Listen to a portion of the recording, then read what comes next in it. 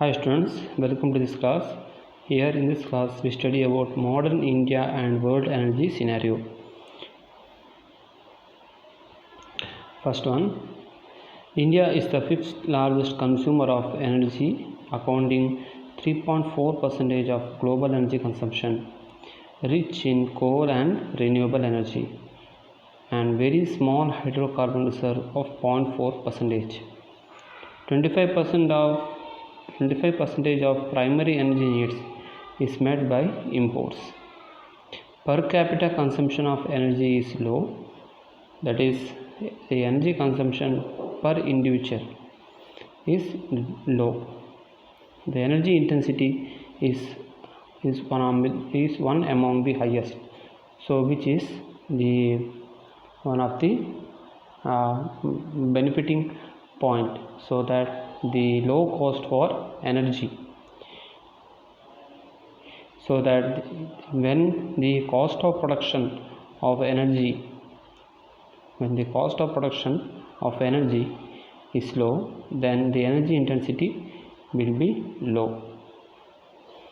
Okay, so when the cost of production of the energy is low, then the energy intensity will be higher.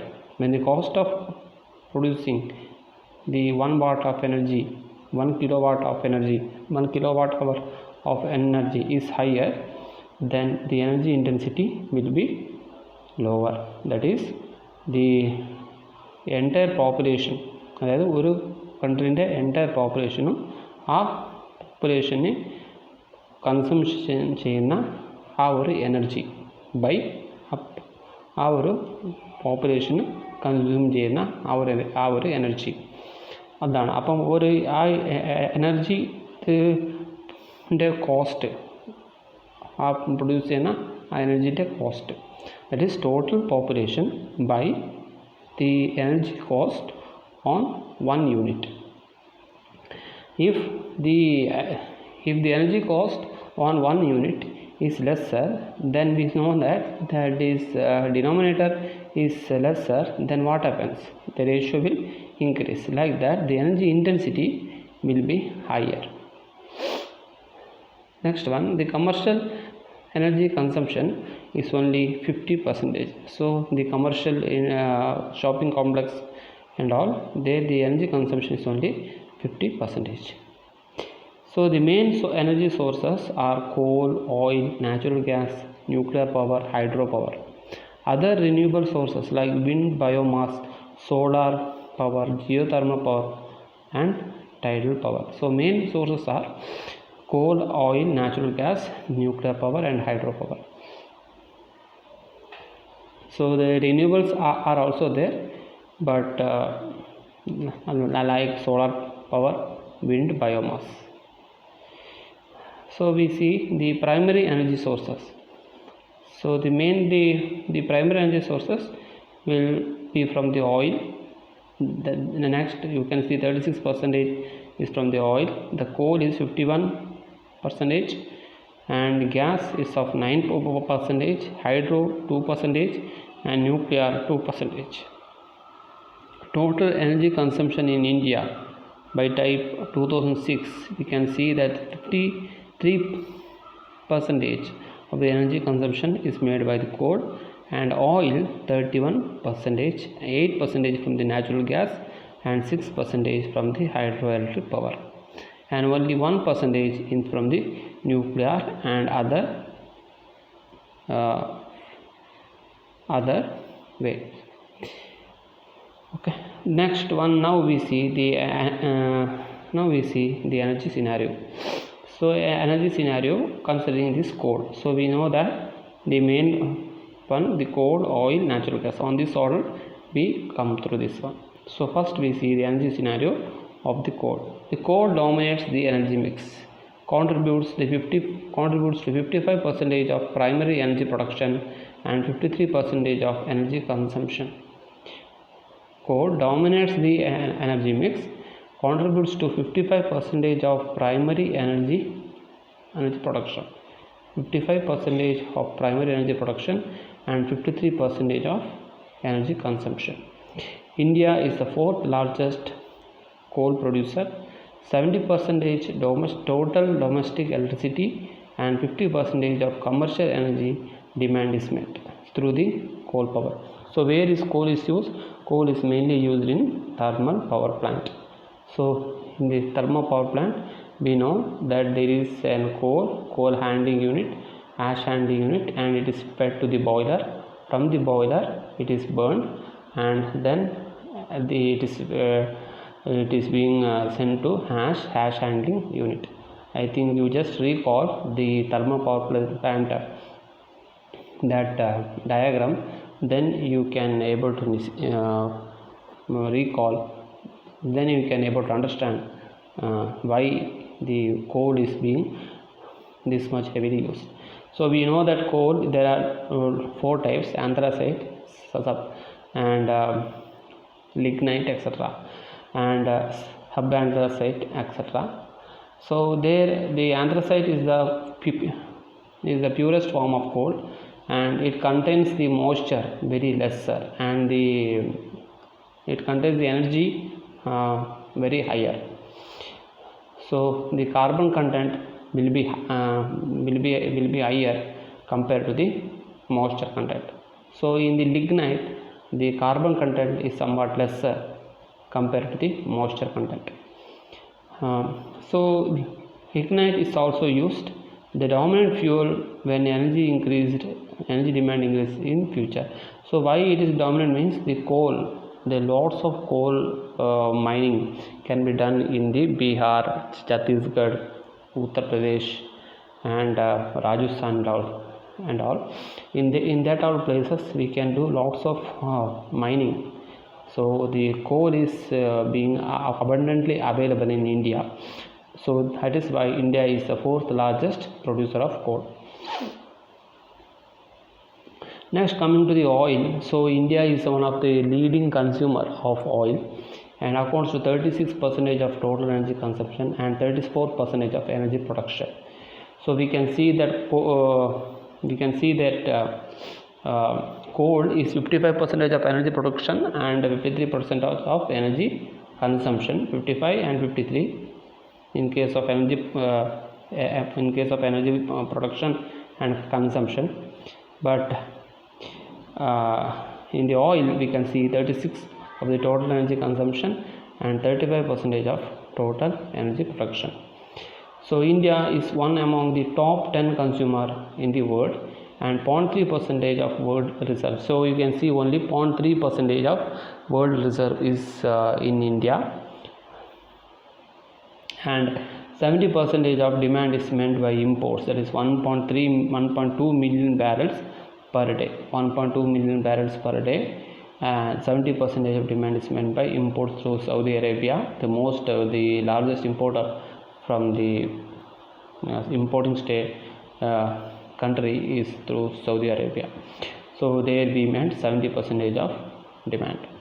The consumption of petrol in transport sector is 53%, and in the domestic it is 80%, 18%, and industry in 17%. So you can see that the most of the oil is being consumed in the 53%, that is transportation sector.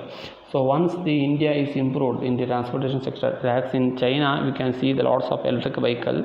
So in future the electric vehicle will become in future the India will if Indian government will encourage the production and of electric vehicle, then we can able to reduce this 53% of consumption of petrol. So and also we can reduce the imports 1.2 million per day also. The total installed capacity of diesel based power plants in India is 1199.75 megawatt. So we can see only this much of installed capacity of diesel power plant is available. So you can see the diesel power plant is mainly meant to operate in a peak period. So it can meet any peak load demand. Peak load demand means if any demand arises at a sudden. So that is, if in the afternoon 6 p.m. or 6 p.m. to 8 p.m. the energy consumption will be higher.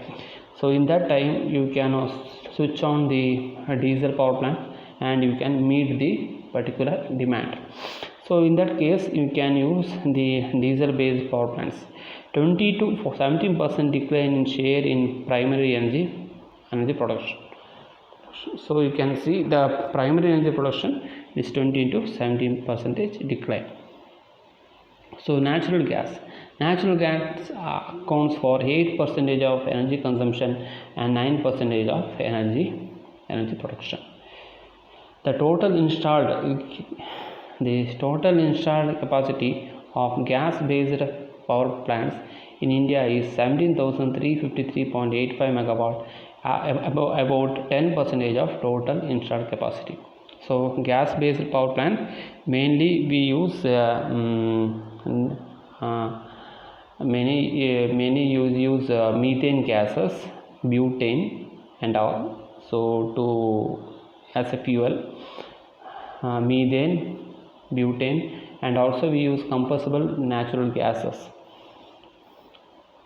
So there we use a gas turbine. So this gas turbine will operate, and this gas turbine will operate a alternator. From that alternator we will be getting the particular power. So a demand of 200 MCMD against availability of 103.03 MCMD. So we can see their demand will be higher than the availability, and 10 to 13% increase in share of natural gas in primary energy production. So this is for natural gas. Now we see electrical energy. Out of total production, 65.8% comes from thermal power plant, 26.3% from hydroelectricity, and 3.1% from nuclear power, and rest renewable energy sources. So you can see that most of them, 65.8% is from thermal power plant. Already I told you the in the thermal power plant the main fuel which we use is coal. So and the gross generation of energy is 531 billion units. So you can see the gross generation of energy is 531 billion units. Overall electrification rate is 64.5%. The power generation assets are not evenly spread. The 52.5% of rural households have access to electricity, while in urban areas it is 93.1%. So in rural you can see it is only 52.5%, and in urban means cities, and rural means it is of villages. It is only in urban it is 93.1%. The electricity demand outstripped supply by 7 to 11%. Plans 8 to 10% growth, that is 2,15,804 megawatt capacity. Then next comes the nuclear power. Nuclear power is the fourth largest source of electricity, contributes to 2.5% in total energy production and 3.1% in electricity generation.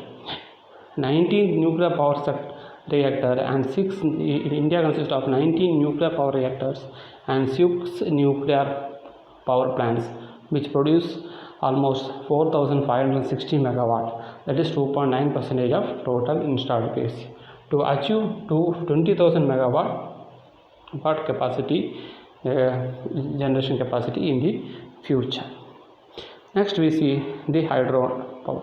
The hydro power only 15% is being utilized, rest is remained unutilized. 25% share in total generation unit with installed capacity of 36,877 megawatt. Its share in power generation has decreased.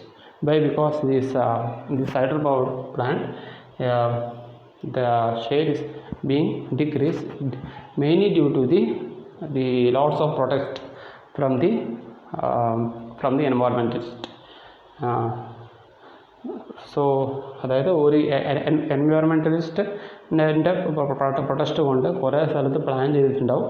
അത് install ചെയ്യാനും അത് fully ആയിട്ട് operation ചെയ്യാനും ഇതിനെ കൊണ്ട് സാധിച്ചില്ല. അതുകൊണ്ട് maximum ഇതിൻ്റെ പൊട്ടൻഷ്യൽ നമുക്ക് യൂട്ടിലൈസ് ചെയ്യാൻ സാധിക്കുന്നില്ല. So we cannot able to fully utilize the maximum potential because of the resistance faced in this sector. So the nuclear power plants. So these are all the nuclear power plants: Narora Atomic Power Station, Rajasthan Atomic Power Station, Tarapur Atomic Power Station, then Kakarpur Atomic Power Station, and Kundangulam in Tamil Nadu 2000 megawatt, and Madras Atomic Power Station 500, Kaiga, it is in Karnataka, 880 megawatt, and Madras Atomic Power Station once again 440 megawatt. So the thermal power plants accounts for 64.6% in total production. Installed capacity of thermal power plant is 1,04,424 megawatt, which is 63.7% of total installed capacity. The thermal power produced from coal, gas and oil. So you can see the most of them is from the coal. So coal is being contributed mostly. That is 86,003, 53% is from the coal. Then we see the renewable sources. Immense potential is there in the renewable energy source. The current installed base is 16,492.42 megawatt, which is 10.12% of total installed base. Second largest exporter of wind energy, and fifth largest wind power industry with installed capacity of 9,587 megawatt. So the most of the wind power generation is being taken in Tamil Nadu and Karnataka, and only 2 to 3 megawatt is being installed in Kerala in Palakkad. And some of these wind power installation plan is being also carried out in Maharashtra, Gujarat and Andhra Pradesh also. The Tamil Nadu contributing nearly a third of it, that is 5,008.26 megawatt, largely through wind power, and utilizes 33 lakh biogas plant, 2 lakh solar cooker and street lighting system using photovoltaic technology. So we know that what are the renewable energy sources is biogas, solar cooker, solar, that is photovoltaic technology. These are all the renewable energy, so we are using in this way. The targets of 14,000 megawatt generation capacity in future in the wind, in the renewable energy sources. So we can see in the renewable energy sources, the world scenario, you can see the oil is 36%, coal is 28%, and natural gas 24%, nuclear 6%, and hydroelectricity 6%.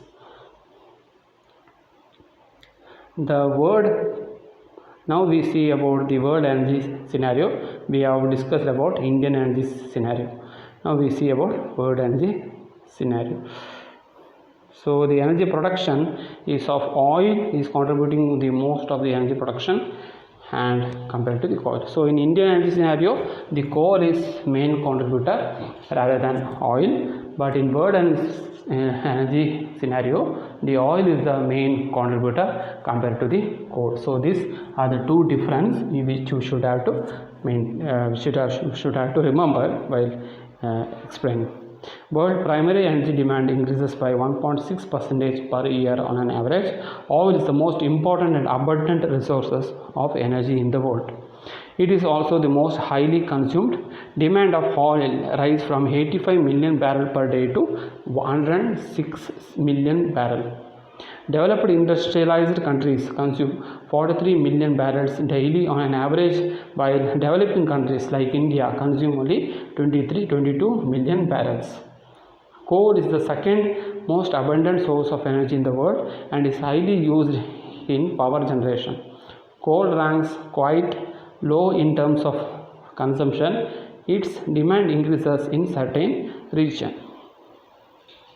So this oil demand 85 million barrel 106 million barrel rise cheyidu, but in developing country it is 43 million barrel. Undeveloped country developed country it is 43 million barrels, developing country 22 million barrels.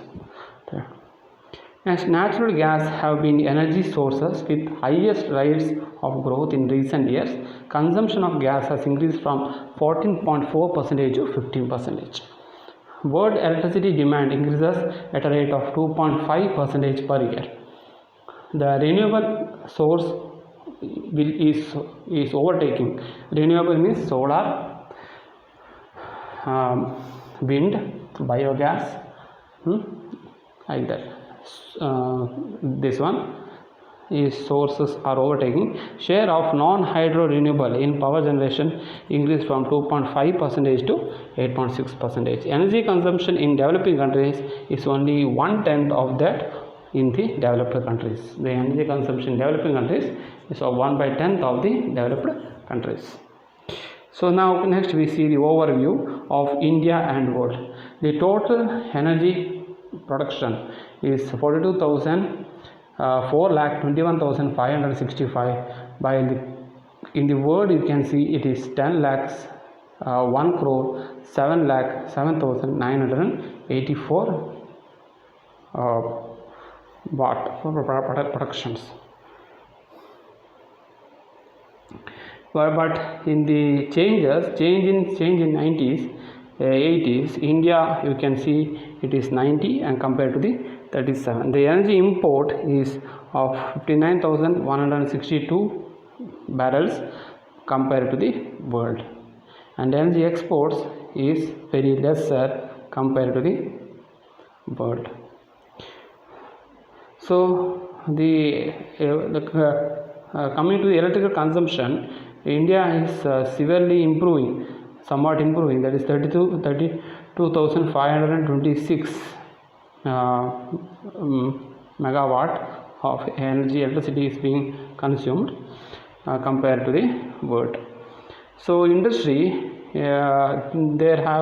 we can see the most of the energy consumption is from the industry. Next is transportation, other is agriculture, next is commercial and public services, and residential. So the major energy consumption, so here we can see first is industry, second goes for transportation, third goes for residential. Okay. So the energy consumption by coal, we can see the coal and coal product is consuming more amount of energy compared to the oil and natural gas. And we can see the solid biomass is becoming one of the most promising technology, while where the consumption of energy consumption source is also increasing. That is solid biomass, we can use the fuel like wood and all for burning. So that is why the numbers have been increased here. So next we can see energy strategies for a sustainable world. So what are the strategies we should have to take for a sustainable world here? Necessary condition for social economic change to lead to the sustainable world must include satisfaction of basic need of the peoples. So what are the basic need? Food, shelter and house. These are all the basic need, and this basic need should be satisfiedly it should be met. The economic viability. Next one, self-reliant, interdependence of nation, and harmony with the environment, both economic and social harmony. Next one, the energy strategies for future can be classified as immediate, mid-term and long-term. The immediate term strategy, optimum utilization of existing assets, optimum, maximum utilization. Next one, the efficiency in production system and reduction in distribution losses.